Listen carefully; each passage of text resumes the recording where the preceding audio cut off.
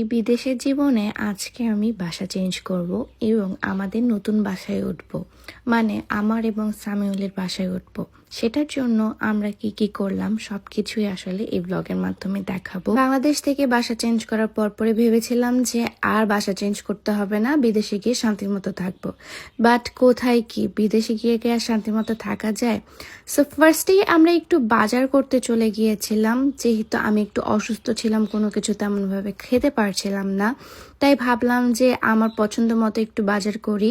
আমার চেহারা দেখলেই হয়তো বা আপনারা বুঝতে পারছেন যে আমি কতটা পরিমাণে সিক, চোখ মুখ পুরো বসে গিয়েছে। বাই দ্য ওয়ে, সব রান্না বান্না কিন্তু সামিউলি করে, আমি এখনো কোনো রান্না বান্না করি নাই, সে আমাকে করতে দেয় নাই আর কি।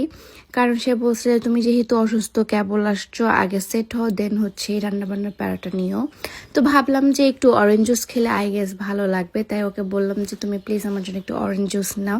তো সে আমার জন্য আসলে অরেঞ্জ জুসটা নিচ্ছিল। এখানকার অরেঞ্জ জুসটা অন্যভাবে একদম র ভাবে তৈরি করে দেয়, কোনো সুগার অ্যাড করে না, কোনো কিছু অ্যাড করে না, একদম র ম্যাটেরিয়ালের হচ্ছে অরেঞ্জ জুস পাওয়া যায়। তারপর কিছু ব্রেডস নিলাম, তারপর আমার ফেভারিট ওয়াফেলস এখান থেকে নিয়েছিলাম। আমার ওয়াফেল অনেক বেশি পছন্দ, সামিউল এটা অনেক ভালো মতো জানতো, তাই ফার্স্টেই হচ্ছে আমাকে ওয়াফেলের ওখানে নিয়ে গিয়েছে। আমি বেশি কিছু বাজার করছিলাম না, কারণ যেহেতু বাসা চেঞ্জ করব তাই কিছু বাজার না করাইটাই বেটার।